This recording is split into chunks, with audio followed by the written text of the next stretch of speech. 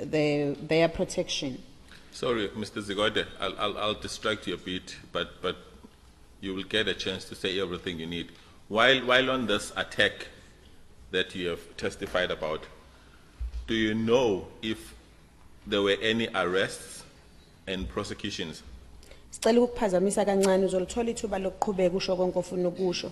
Kodwa usakhuluma ngalokhu kuhlasela. Ngabe niyazini ukuthi bakhona ababoshwa kumbe abashushiswa ngalokho kuhlasela? To our surprise, kwaboshwa abantu abawu 12 abagcina sebaziwa ngeKennedy 12. To our surprise, only 12 people were arrested who were referred to as Kennedy 12. Why do you say surprise? Kungani uthi kwanimangaza lokho? Okwasithusa kakhulu ukuthi labantu ababoshwa bonke okokuqala they were Xhosa speaking people from the Eastern Cape. What surprised us is that all of these 12 were Xhosa speaking people from Eastern Cape.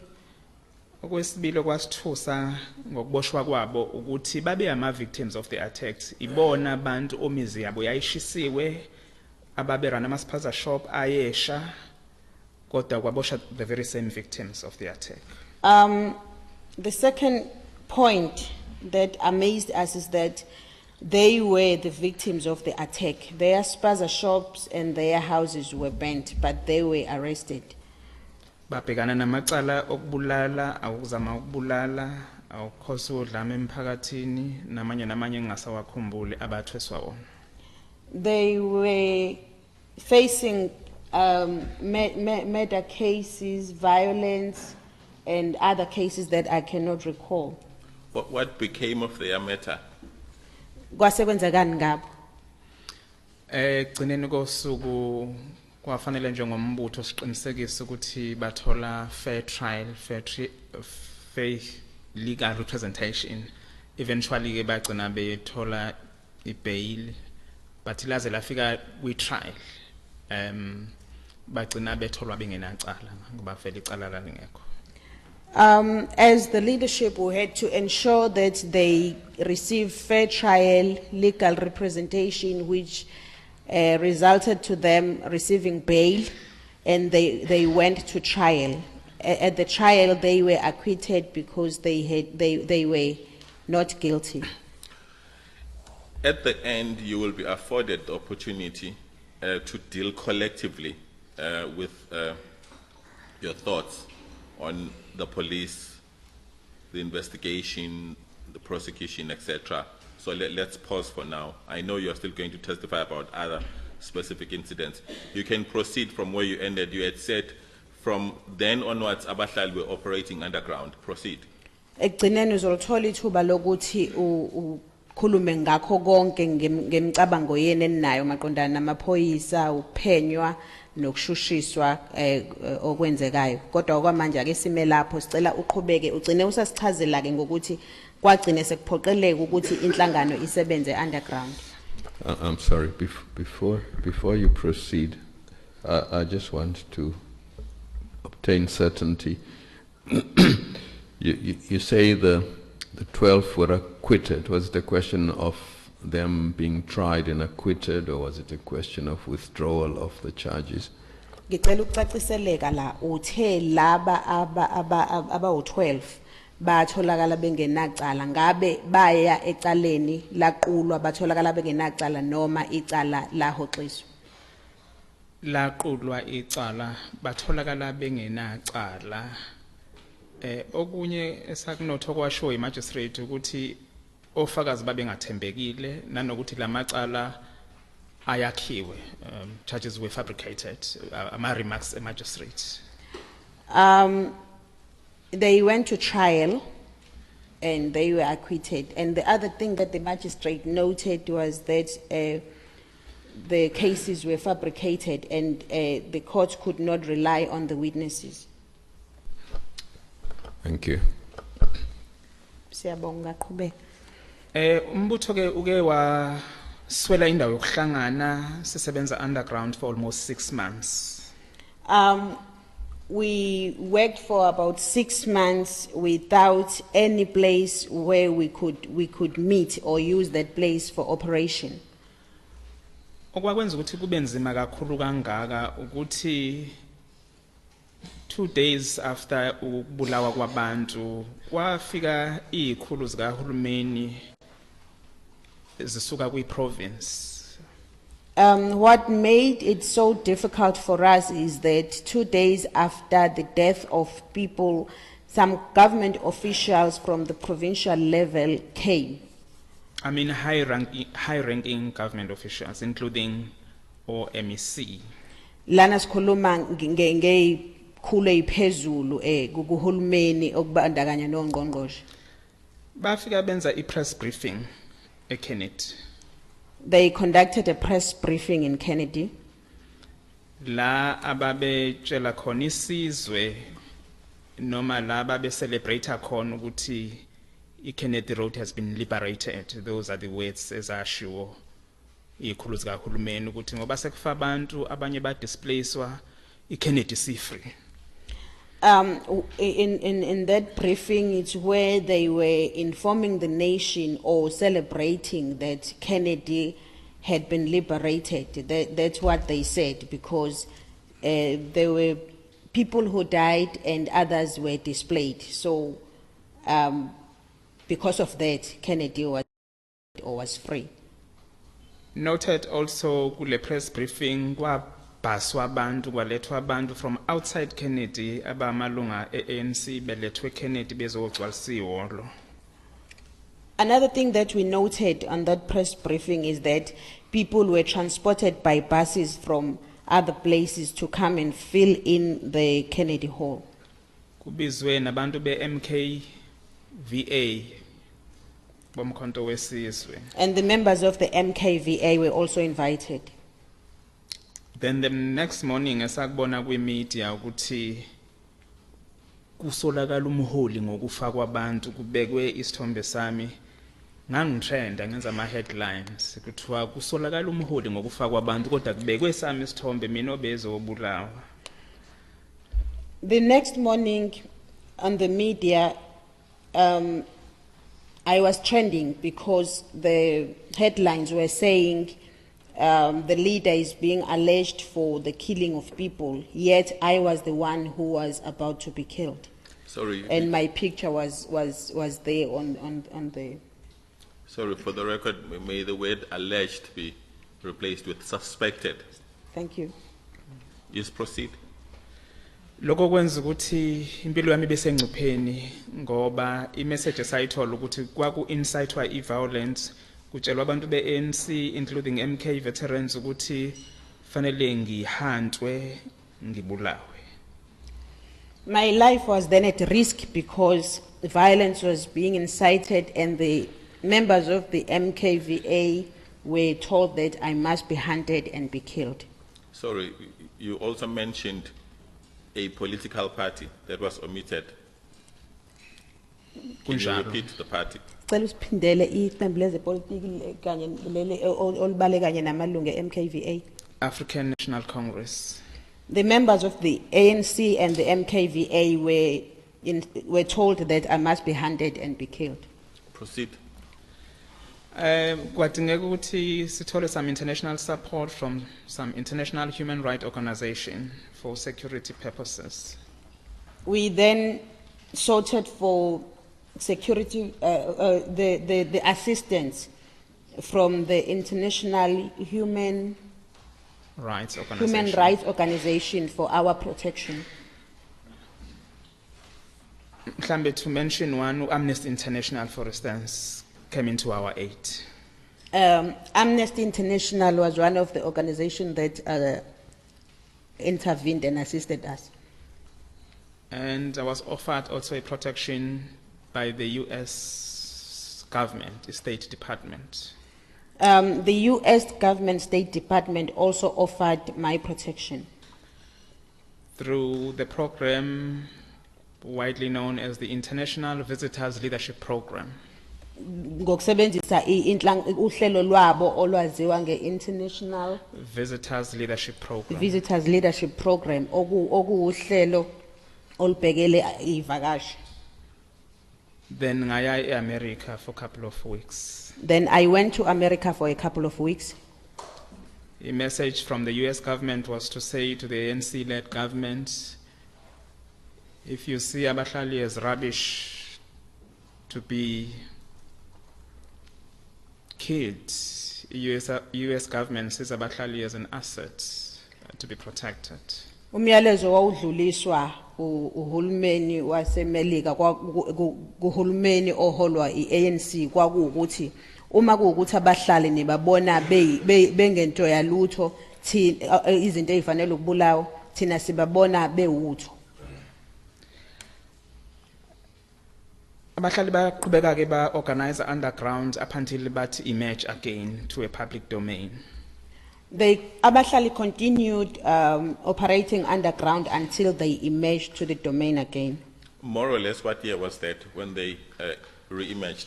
Mhlambe kwakuyimuphi unyaka ngesikhathi bephinde bevela bebesebenzela obala. Bekuyi mid 2010 isigameko sasenzeke ngoSeptember 2009. It was mid 2010 and the incident happened in 2009.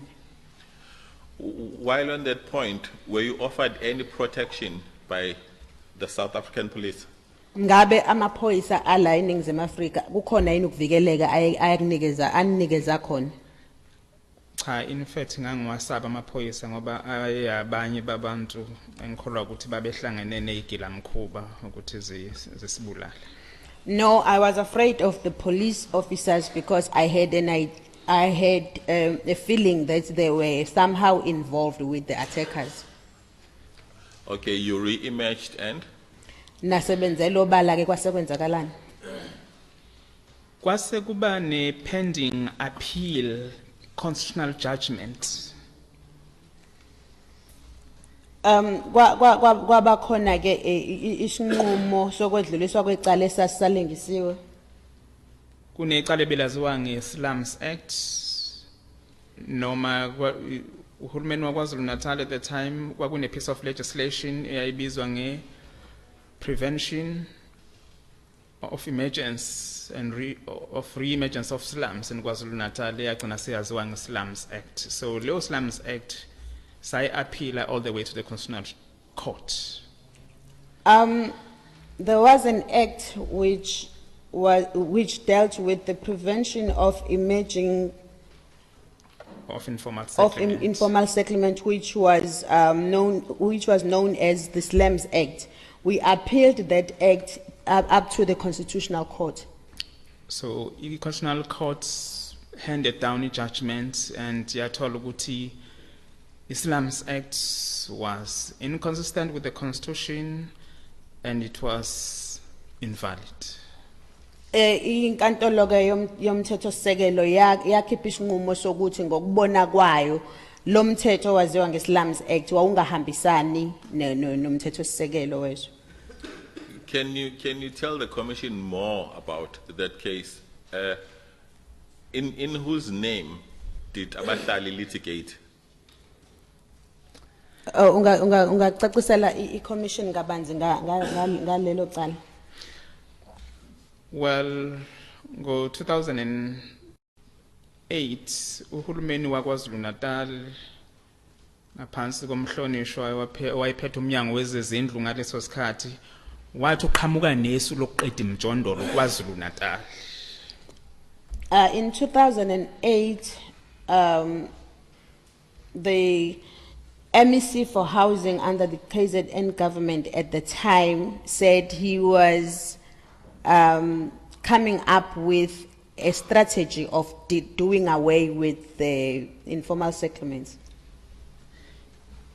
Lo mthetho ke wawuqonde ukuqeda ngemjondolo kusetshenziswa namagama akhombisa ukuqeda, I mean really ukuqeda, elimination, eradication, destruction, ilanguage eyayisebenza kwi-Slums Act case, meaning uhulumeni waKwaZulu Natal ubona imjondolo njengento engcolile kufanele ba clean. It was kind of an operation clean up.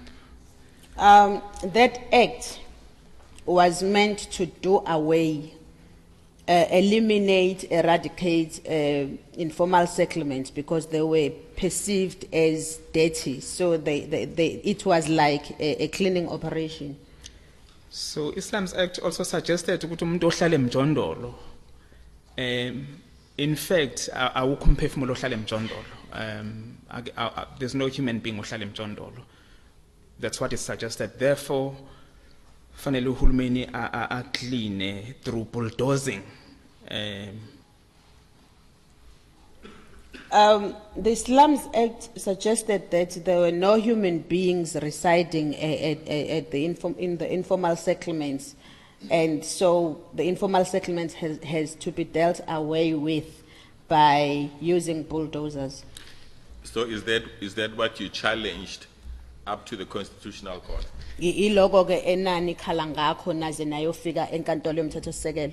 Kuyiqiniso kodwa la eDurban High Court saluza, and then we appeal it to the Supreme Court of Appeal, and eventually it went to the Constitutional Court. That is correct. We started at the Durban High Court. We did not succeed. Then we proceeded to the Supreme Court of Appeal. And it ended up to the Constitutional Court. A question I asked you earlier, I'll ask you directly. In that case, were you instituting the litigation as Abahlali baseMjondolo? Kulelo cala nankade nilwa kumbe niphikisana ningabahlali baseMjondolo niphikisana nalomthetho? Yes, it was Abahlali baseMjondolo Movement South Africa versus the Minister of Housing in KwaZulu-Natal. Kunjalo kwangabahlali baseMjondolo ababe secaleni bebhekene no phethe ezezindlu kuhulumeni. Proceed. Sicela uqhubeke. Ukwina kwabahlali ke leso sinqumo kwacasula ikhulu eningi kuhulumeni wesifundazwe kanjalo naseThekwini bahluleka nawo kuyibamba. Most leaders, government leaders and eThekwini leaders were not happy, and they couldn't hide that they were not happy about the judgment.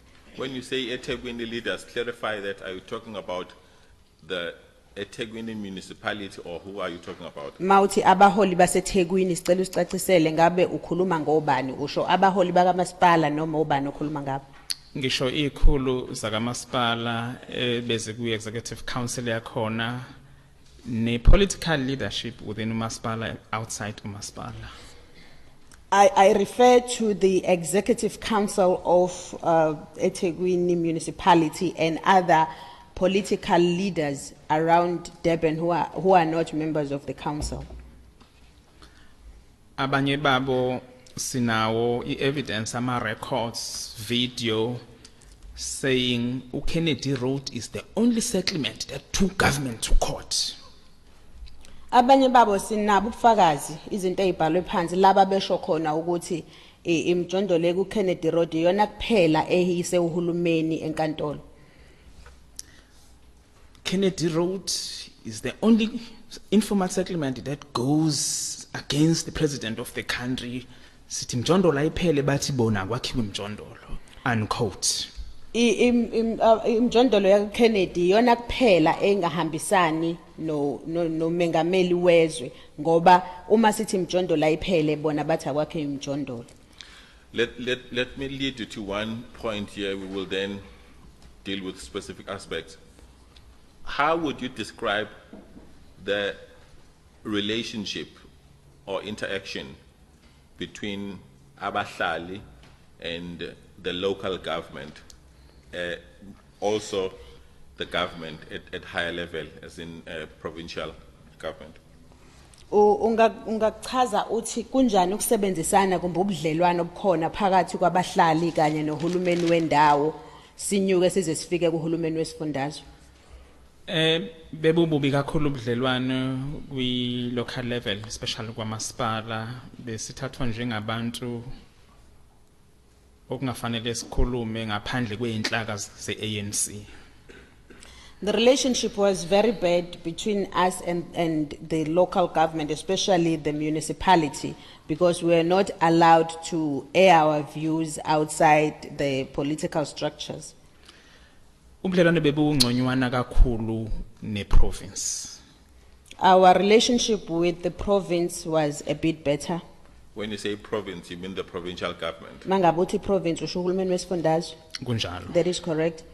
Let's deal with the eThekwini municipality. In your perspective as Abahlali, why was the relationship with the eThekwini municipality hostile? Ngokubona kwenu njengabahlali nicabanga ukuthi isiphi isizathu esenza ukuthi ubudlelwane benu nomasipala waseThekwini bungabi buhle? Abahlali bakhonile ukuveza inkohlakalo ngenkulu impumelelo. The Abahlali succeeded or were able to uncover corruption. Corruption where? Inkohlakalo kuphi? Ekwabiweni kwezindlu, housing corruption.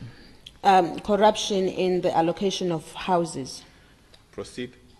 Okwesibili sikholelwa ukuthi ukukhuluma kwethu ngokukhuleka ngaphandle kweinhlaka zeANC nangaphandle kweinhlaka zombuso ikona kube imbangela yokuthi singabi bahle. We also believe that our ability to air views outside ANC and government structures is one of the reasons that made our relationship hostile. Yes. Yes, okwesithathu njengabahlali sikwazile successfully ukorganize the unorganized, abantu abahlala emkhukhwini abangasebenzi. Sakwazi ukurana community projects such as community gardens, feeding schemes, drop-in centers, HIV and AIDS project ebesirana emphakathini without the support of the political structures. Okunye sikwenze ngempumelelo ukuthi sikwazi ukuhlanganisa abantu ababengahlangene abangasebenzi, sakwazi ukuthi sibe nezinhlelo esizenzayo njengokuthi kube khona ingadi zomphakathi, inhlelo zokuphakela abangenakho ukudla kanye nezinhlelo ezithinta iHIV neAIDS ngaphandle kokuthola usizo kuhulumeni. Kufakazela le statement esinye sekhulu on cameras nama videos na yonke evidence. Open quote. Zigote is running his own authority here. Why is he against development? Unquote.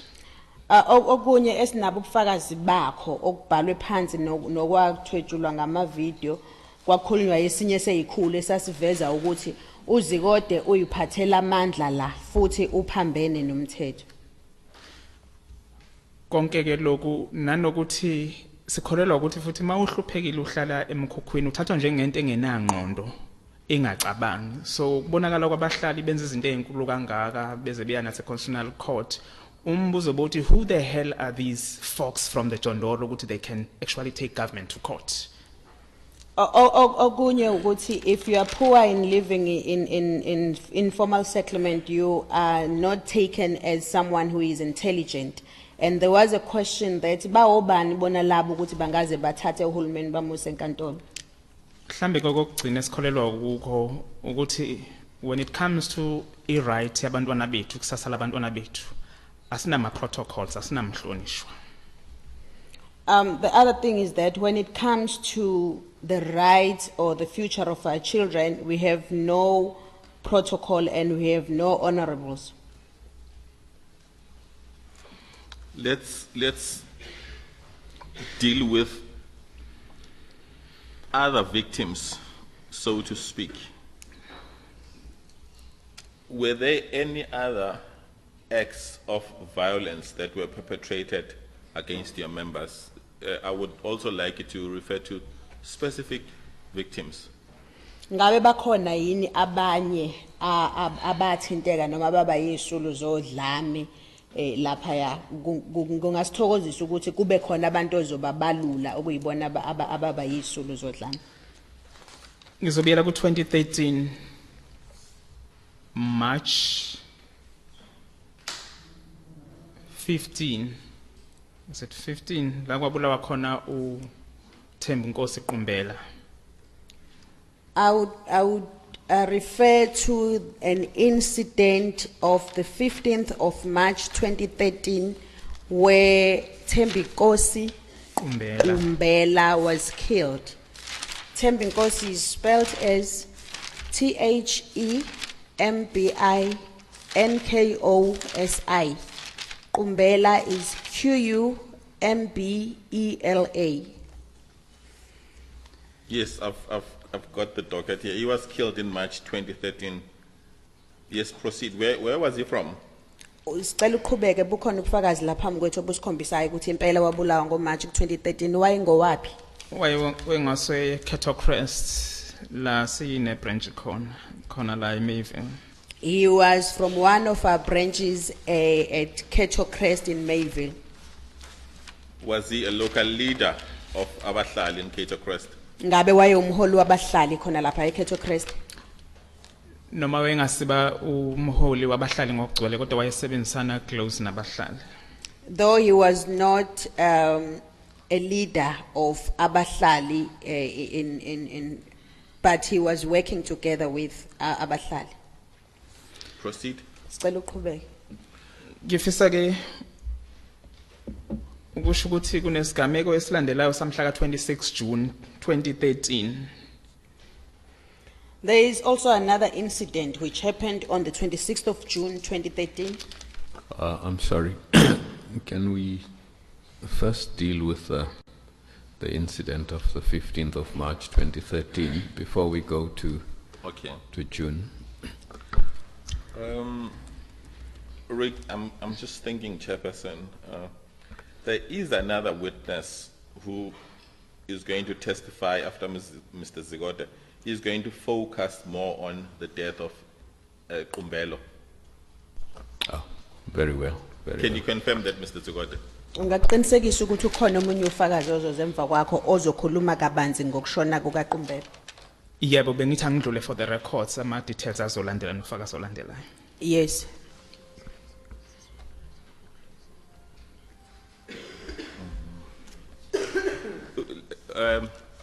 Before we leave Kumbelo, can you confirm that? Can you confirm that he was working closely with Abahlali? Ungaqinisekisa ukuthi wayesebenzisana kakhulu nabahlali? Yebo, ngaqinisekisa. Yes, I can confirm that. And also before you leave him, the next witness will focus on him. Do you believe that his murder was political? Ngabe niyakholelwa ukuthi ukubulawa kwakhe kwakuhlobene nezepolitiki? Kuyiqiniso. That is correct. Okay, move on. Sicela uqhubeke. Mhla ka26 June 2013 kwadutshulwa unkululeko Gwala owayewusihlalo wabahlali baseMjondolo eCattle Crest branch. On the 26th of June 2013, Kululeko Gwala, who was the chairperson of Abahlali at Cattle Crest, was shot. Kululeko is NKULULEKO. Gwala is GWALA. Did he survive? Ngabe wasinda? Azangasinde washona ngoba vele inhloso kwawo ukuthi abulawe. He did not survive, he died because the intention was to kill him. In your view, was his murder political? Ngokubona kwenu ukubulawa kwakhe kwakuthintene nezepolitiki? Yebo, asekungabazi lokho. Undoubtedly so. Why do you believe so? Kungani nikholelwa yilokho? In the process of answering that question, you can give details as to what led to his death and how he was killed. Ngesikhathi uphendula lo mbuzo uthi kungani nikholelwa yilokho, ngasinikeza nemininingwane ethe ukuba banzi ngokushona kwakhe. Yebo, ngisho ukuthi kwaba nemhlangano ngaphambi kokuthi ashone. I can say that before his death there were meetings. In fact, several meetings. There were several meetings. What meetings? Imhlangano yani le?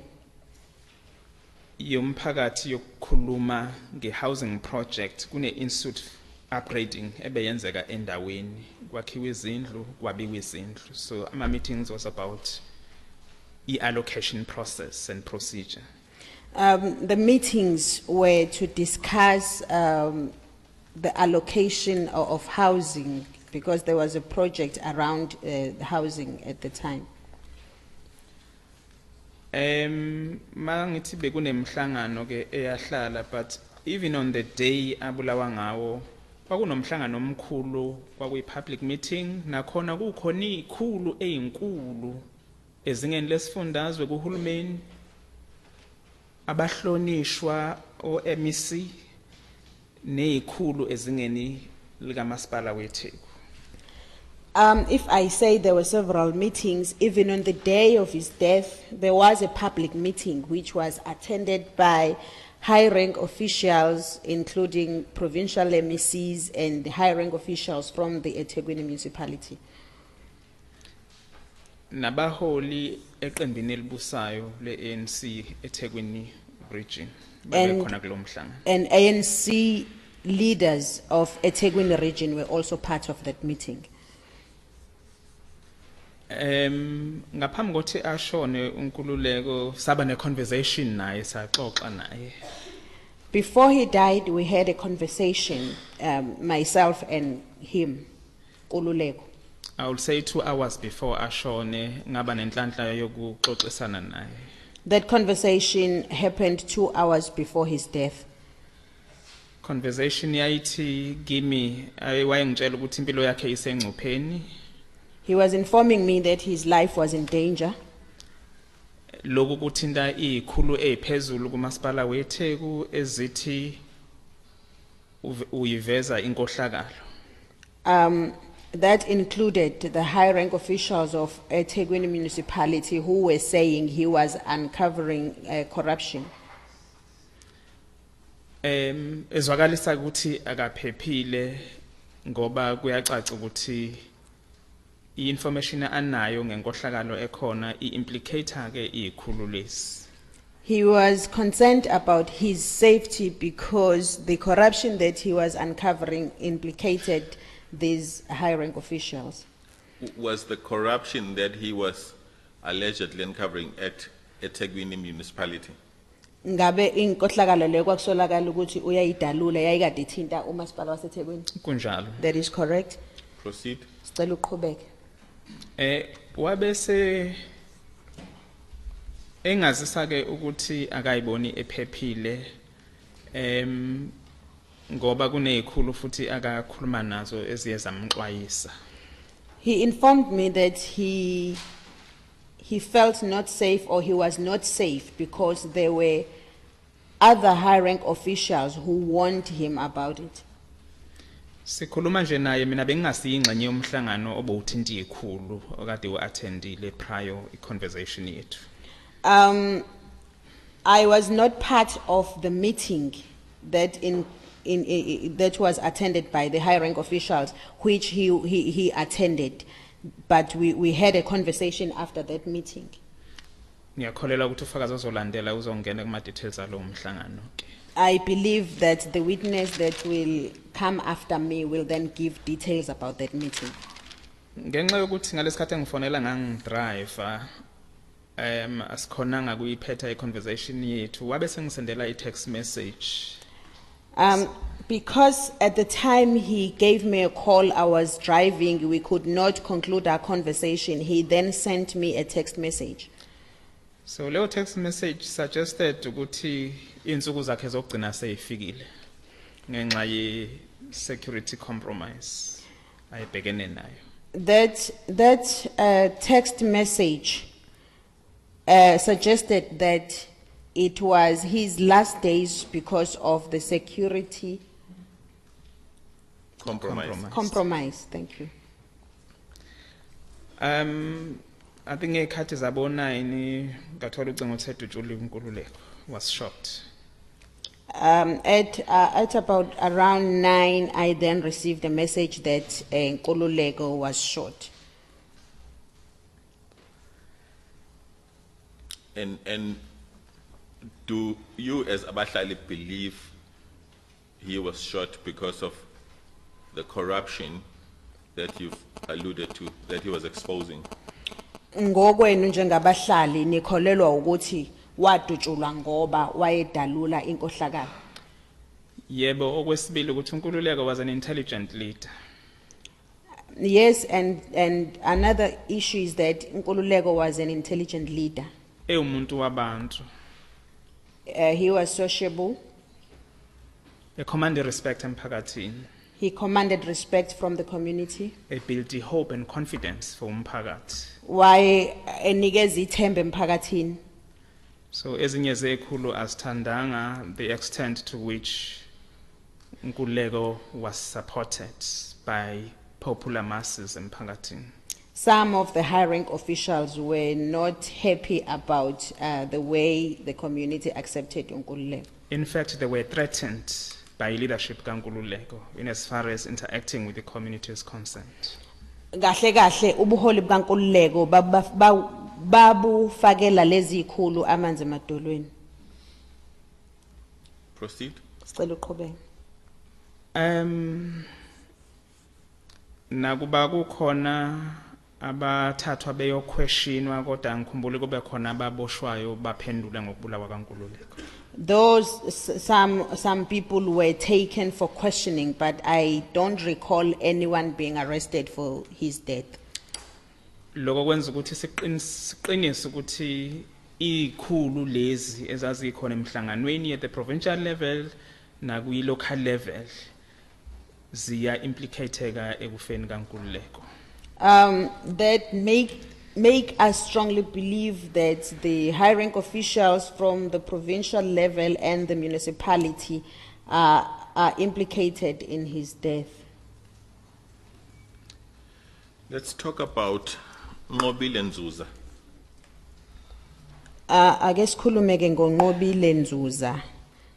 Nqobile is NQOBILE. Nzuza is NZUZA. Mhla ka 30 September same year 2013. On the 30th of September 2013, umzabalazo woku expose inkohlakalo owushiwe uNkululeko wawusaqhubeka. the struggle of exposing corruption that Nkululeko was leading continued. So ngalolu suku kwakune protest yomphakathi waseCattle Crest. On that day, the community of Keto Crest had a protest. What was the community protesting about? Babebhikishela nabantu umphakathi. Protest was about housing corruption, particularly in the allocation of housing. Babekhala ngenkohlakalo maqondana nezezindlu. Ngenkohlakalo ngisho ukuthi abantu ababe deserve ukuthola izindlu azange bayithole ngoba zayidayiswa. By corruption, I mean the people who were supposed to be allocated houses did not get those houses because they were sold. Abanye baba bengayitholi because they were Xhosa speaking people from the Eastern Cape. Others could not be allocated houses because they were Xhosa speaking people from Eastern Cape. Ubuhlanga nje bekuyinto edlala izikhulu ukuthi mawu from the Eastern Cape akwazi ukubenefita kwindlu la kwaZulu Natal. The issue of race was highly considered when allocating houses. Let's put that accurately. Are you saying, as Abahlali, there was tribal and ethnic marginalization of amaXhosa? Ngabe njengabahlali nisho ukuthi abantu abangamaXhosa babe shiwa eceleni uma kwabiwa izindlu. Kuyiqiniso. That is correct. Proceed. Sicela uqhubeke. Zokhumbula nangesikhathi ngisakhuluma nangeKennedy ukuthi kwaboshwa amampondo kuphela. You'll also recall when I testified about Kennedy that only Xhosa speaking people were arrested.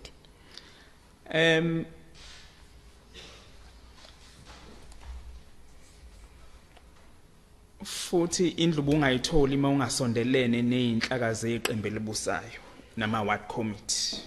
You were not allocated a house also if you are not close to the ruling party or the ward committee. What do you mean by ruling party? Let's not assume anything. Uchaza ukuthini mawukhuluma ngeqembu elibusayo singacabangeli nje? African National Congress. I refer to the African National Congress. Proceed. Cela uqhubeke. So ngalesikhathi ke abahlali bezwakalisa ke ukungenami ngayo yonke lento eyenzeka eya exclude abantu abaningi abangaphekwa 3000 abagcina be homeless ngenxa yokuthi i-institute upgrading la izindlu zakhiwa la fanele basusweke ukuze kwakhiwe izindlu. The community was voicing their concerns because about more than 3,000 people were displaced due to the upgrading that was happening in the area. They have to be removed for such upgrading to proceed. Kwakhiwa ama transit camps as a temporary relocation area while construction was underway. Kwaba khona ke inkambo zesikhashana ezakhiwa ukuthi abantu bahlale khona ngesikhathi kuqhubeka ukwakhiwa. Nazo azinelanga wonke umuntu. And they were not enough for everyone. Kwase kuthiwa ke abasele lapho abayibonele. And the people who did not get spaces on the camps were neglected. They were told to look at the place for themselves. So uNqobile Nzuza ke was part of a bigger protest by community beyokhalazela ke ukuthi ku-addresswe ke lama issues. Nqobile Nzuza was part of that bigger protest which was requesting for their views to be addressed. Ngesikhathi edutshulwa uNqobile ngamaphoyisa. At that time, then Nqobile was shot by police. How old was she at the time of her passing? Wayeminyaka emingaki yobudala ngesikhathi eshona? Wayena 17 years efunda eBonella High School umfundi nje. She was 17 years of age and she was a scholar at Bonella High School. Wadutshulwa ke amaphoyisa edutshulwa ngemuva from the back. Police shot her from the back. Sikwazi lokho ngoba bekune trial just last week. The very same police officer was found guilty of murder. We know that because last week there was a trial and that police officer was found guilty of murder. Has he been sentenced? Ugwetshiwe. Sentencing will take place on the 9th of October. Uzogwetshwa mhla ka-9 October kulo nyaka. Noted also by magistrates presiding over a case kaNqobile. Okunye okwavezwa noma okuvezwe imanje okuyiyona eyengamele icala likaNqobile. Ukuthi uNqobile was harmless. Iveze ukuthi uNqobile wayengenabungozi. She did not pose any danger to police officer or to anybody. Akukho nje ukusabisa noma ingozi ayekade eyikhombisile emaphoyiseni. And in fact Nqobile udutshulwa ngemuva nje ubalekela amaphoyisa. In fact Nqobile was shot from the back because she was running away from the police. Sinako ke ukuxola to a certain extent ukuthi sibonile justice yenzeka for uNqobile. We are a bit relieved because we have seen justice in Nqobile's case. Let's talk about Thuli Ndlovu. Ake sikhulume ke manje ngoThuli Ndlovu. Thuli is THULI, Ndlovu is NDLOVU. Ngiyafisa just for the record advocate udlulisa ukuthi ngalesikhathi kubulawa uNqobile ubulelwa amakhwenkwana wadutshulwa naye ngenhlanhla uyaphila ukhona la akubanga uNqobile khona nabanye abalimala just for the record. I would also like to place on record that at the time Nqobile was shot she was not the only one. Bulelwa Makwenkwana was also shot and others, and Bulelwa is in our midst. Sorry, it's just that when we consulted, a lot was said, so my notes are not comprehensive. By all means, you can continue with the point you were on about the service delivery protest where Mobile was killed. You can proceed. You don't have to just summarize it. Sorry. Please spell for the record Bulelwa Makwenkwa. Bulelwa is Bulelwa. Makwenkwana is Makhwenkwana.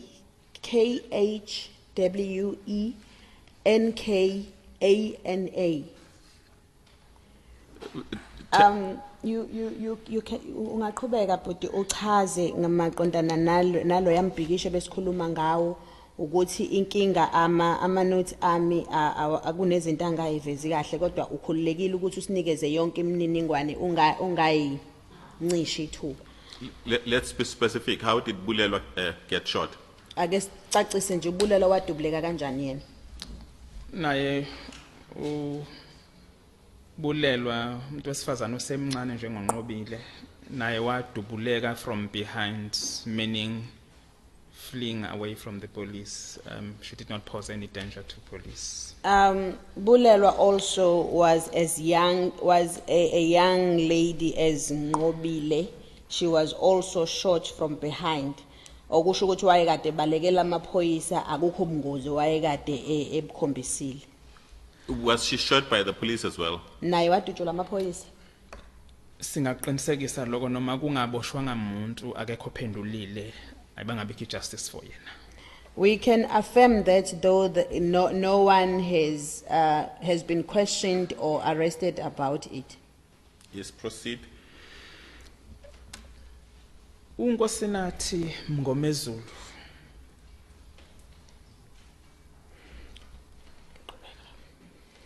yena wadutshulwa same year 2013 September 28.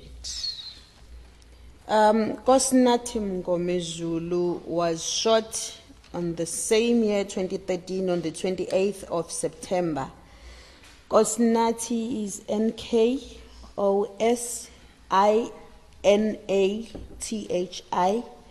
Mngomezulu is Mngomezulu.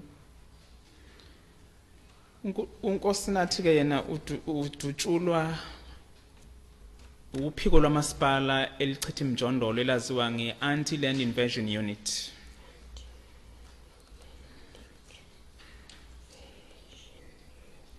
Kosinathi was shot by the municipal unit which is referred to as Anti-Land Invasion Unit. Wadutshulwa 8 times la esiswini sakhe with live ammunition. He was shot 8 times in his stomach with live ammunitions. Inhloso kwakukumbulala. The aim was to kill him. uNkulunkulu emuhle nezinyanya zakubo unkosinathi ukhona uyaphila ukhona la phakathi kwethu. Through God's mercy, fortunately, Kosinathi is alive and he is amongst us. Nedalwa zakaMngomezulu. And his ancestors. Wahlala ICU for a couple of months. He was in the ICU for a couple of months. Uhamba nesigubhu la unosizi nobhlungu ongakaze ubone. He is in pain and he is using. I'm not sure.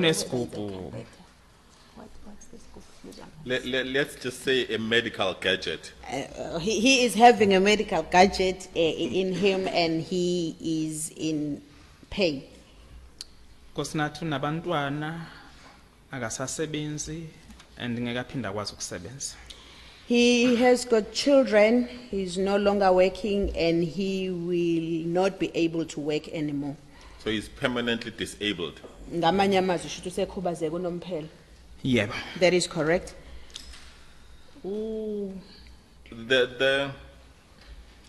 The incident where Mngomezulu was shot, can you give the commission more detail about that? What was happening when he was shot? Ungacacisela iCommission ukuthi yini eyayenzeka ngesikhathi kumbe ngesigameko la kwadubuleka khona uNkosinathi. Ikhetocracy became a war zone. Umasipala udilize more than 25 times at a gunpoint, without a court order, without any rights to do so. Meaning, ama evictions kamasipala were unlawful, they were violent, they were brutal. Indawo yaseKhetocrest igcine isindawo esingathi indawo yodlame noma yempi ngoba kwakudilizwa kuphethwe ibhamu kungekho umyalelo wenkantolo ovumela ukuthi kuyodilizwa kungekho malungelo futhi ukuthi kuyodilizwa lapho ngenxa lokho imigomo efanele izange ilandele. Nakuba aziwa amdubula uNkosinathi akaze ashushiswe ngalokho ngoba uyisikhulu sikamasipala and the instruction eqhamuka kamasipala umasipala who happens to be a law unto themselves. The person who shot him is known, but he has not been prosecuted because he is a municipal official and he was acting under the municipal instruction. Sayifuna justice for uNkosinathi. You are still urging or looking for justice against Nkosinathi's case. Sengaya kuthula indlovu. Yes. Mhla 29 September 2014. On the 29th of September 2014, Uthuli Ndlovu, a young woman who happened to be a chairperson Abahlali baseMjondolo at Kwandengezi branch. uThuli Ndlovu owesifazana osemncane nje owayekade ewusihlalo wabahlali baseMjondolo kwaNdengezi. Nakhona njengaseKhetocracy there was a housing project. Nakhona ngokufanayo naseKhetocracy kwakunohlelo lwezindlu loliqhubeka. Now iKwandengezi is kind of a semi-rural, semi-urban. Indawo yaKaNdengezi ungayithatha ngokuthi inakho kuba indawo yasemakhaya iphinde ibe nakho futhi kuba indawo yasedolobheni. Can you confirm it's a township? Ungaqiniseka ukuthi ilokishi. Angeke ngiqinisekise for the very same reason ukuthi kunenkosi, there's traditional leadership, kunamakhansela also. Okay. I cannot confirm that for the reason that there is traditional leadership and the municipal councillors also. Okay, proceed. Now, wakhiwa izindlu ke efanele ngabe I rural housing scheme. That's what the project was supposed to be, rural housing scheme. Izindlu ezakhiwa ke zazikade zingaphansi kohlelo lwezindlu zasemakhaya. And there was also an agreement between Ingonyama Trust as solely owners zomhlaba nomasipala. Kwakukhona nesivumelwano ke sasikhona phakathi kaMasipala kanye neNgonyama Trust ethathwa njengabanini bomhlaba. Isivumelwano kwakuwukuthi umasipala uzothuthukisa le ndawo by providing housing bese uzothuthukisa abantu uzongeza uzogcwalisa kokukhona. The agreement was that the municipality will develop the area, was there to develop people and add on what was already there. Hayi ke sabone singakaze sikubone ke kwaNdengezi izindlu zakhiwa noma ikuphi noma kanjani.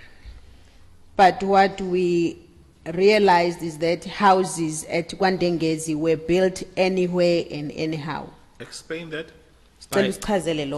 By anywhere, anyhow, I mean ukuthi izindlu zazakhiwa kumayada abantu, emabaleni abantu, emagcekeni abantu, zakhiwa phekwa amathuna abantu, bengaconsultwa abantu ezakhiwa emagcekeni abo, bengarespectwa abantu on the graves. By that I mean houses were built on the home yards and on top of the graves, yet the owners of those homes were not consulted. That showed that they did not respect the owners of the homes and also the people who are in the graves. Traditional leadership yayingaconsultwa. There was no consultation with the traditional leadership. Bekwenzeka kuthola ukuthi in one home there's about 4 RDP houses. It happened ukuthi emzini owodwa uthole kunezindlu ezu4 zoxhaso.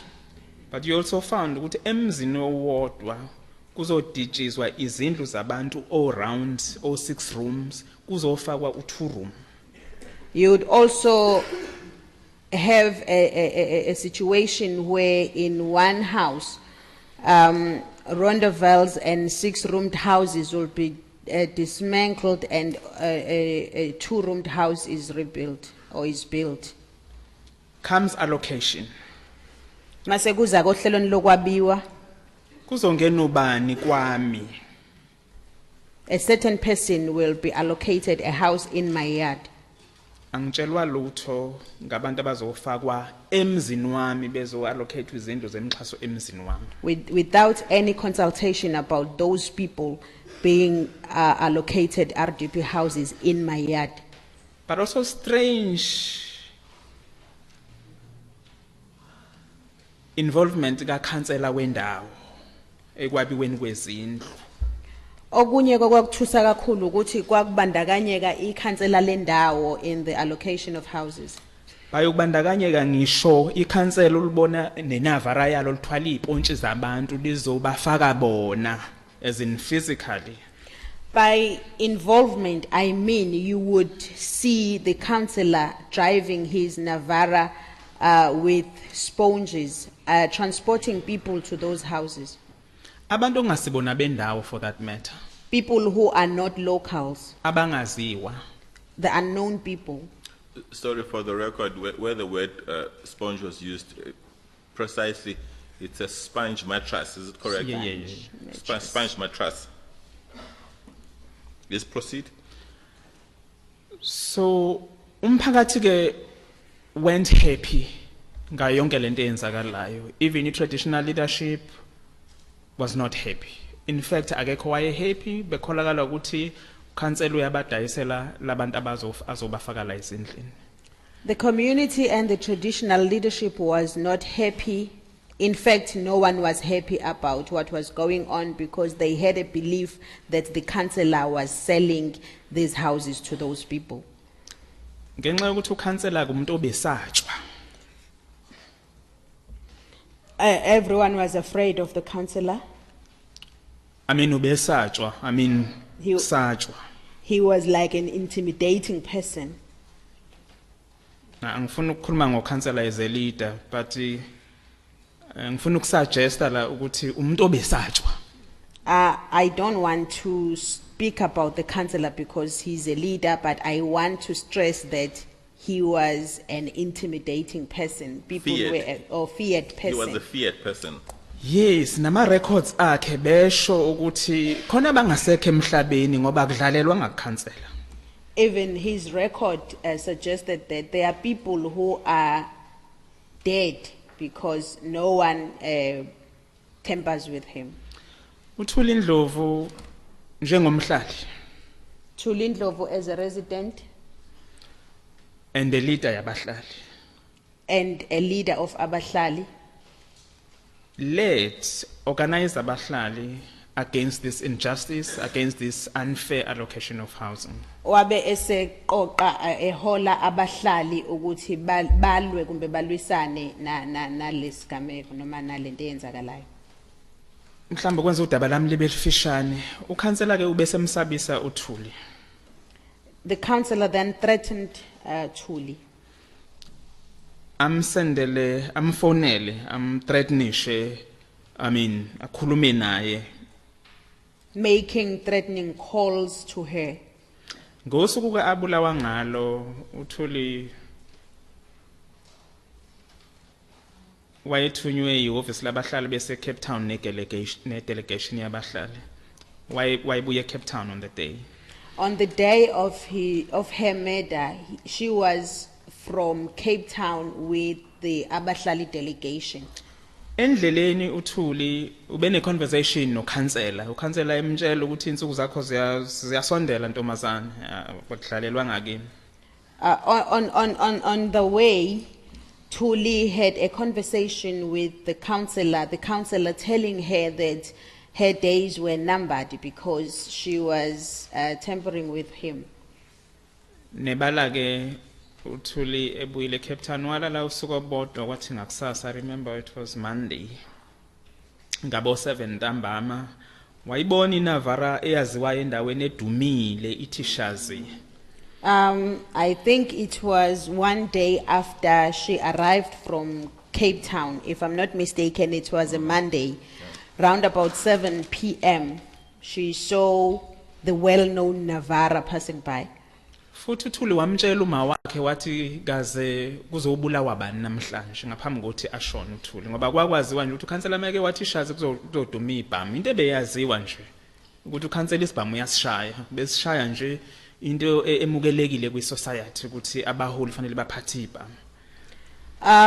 She told her mother that she was wondering who was going to be killed on that day because it is something that is well known in the area that once the councillor's car has been seen driving around, someone will be shot. And it is known that the councillor possesses a gun. Do you know to which political party, if any, the councillor affiliated, or was he independent? Ngabe niyazi ukuthi ikhansela lilungu layiphi inhlangano yezepolitiki kumbe lizimele nje? Proudly African National Congress. Lilungu eliqhenyayo lenhlangano kaAfrican National Congress. Yes, proceed. She told her mother, and Sicela uqhubeke ke ugcina usasho ukuthi watshela uma wakhe kwase Akuphelanga ne-hour wafika ugunman wamdubula uThuli ephethe umntwana. Less than an hour, a gunman arrived and shot Thuli while she was holding a baby. Washonela khona lapho immediately uThuli. She died on the scene immediately. Ngalesikhathi edutshulwa uThuli ube nezingane zakhe ezimbili. At the time she was shot, she was with her 2 children. Kunengane yesithathu yakamakhelwane eyayizolekelela izofundisa lenenye benza umatric benza umsebenzi wesikolo. The third child that was present is a child from a neighbor. She was there to assist Thuli's child because they were in matric. They were both in matric. Ngenxa yokuthi ugunman wabona ukuthi uzofakaza kusasa lo mntwana wamdubula naye lo mntwana usiphesihle madlala. The gunman, realizing that this child might be the witness, he then shot her. Her name is Phesihle. He Oh, it's a he. His name is Siphesihle madlala. Madlala. Siphesihle is SIPHESIHLE and DLALA. did he survive? Wasinda. Wasinda. Yes, he survived. Uyinkubela naye namhlanje. He is also disabled.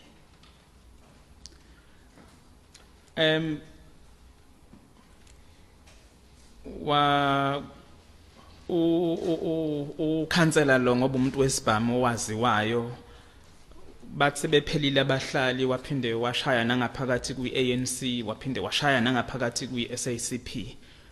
Kwama kuthathwa ama-actions ukuthi lo muntu uyingozi ngoba akasagcini nje lapha ekuhlaleni useshaya nala ngaphakathi. Because the councillor is a known gunman, he continued shooting people within ANC and within SACP. And it was then that actions were taken against him because it was seen that he was not only killing people outside his organization, but he was also dangerous to the members of his organization.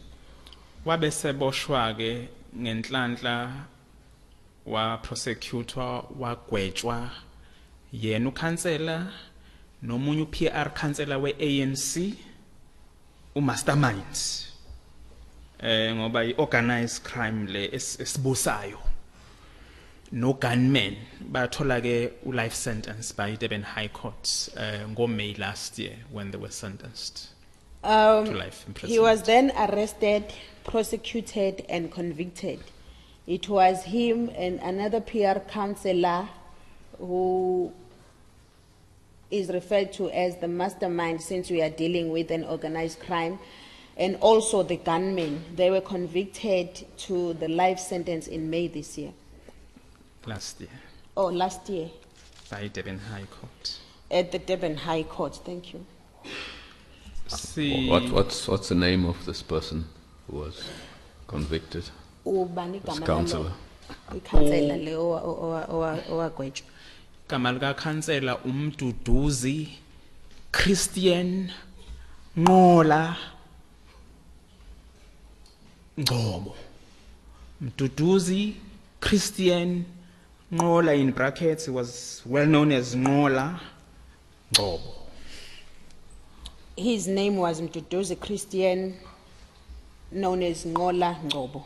Mduduzi spelled as MDUZI. Ngola, in inverted commas, is NQOLA. Ngobo is NGCOBO. Lo munye uPR councillor yena waziwa ngo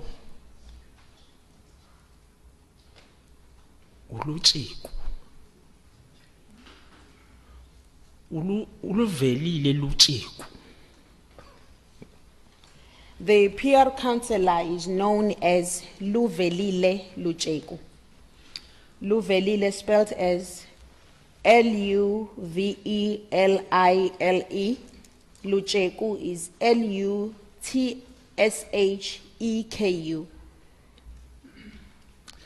Ugunman yena owakandlovu. The gunman is Ndlovu. A young gentleman uthembisayo nokho. Osemncane nje futhi othembisayo.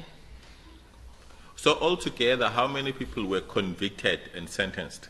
Sebebonke bangaka abantu abanikezwe isigwebo. Bathathu. 3 of them. Two Okay. councillors and their gunmen. It's making sense. Proceed.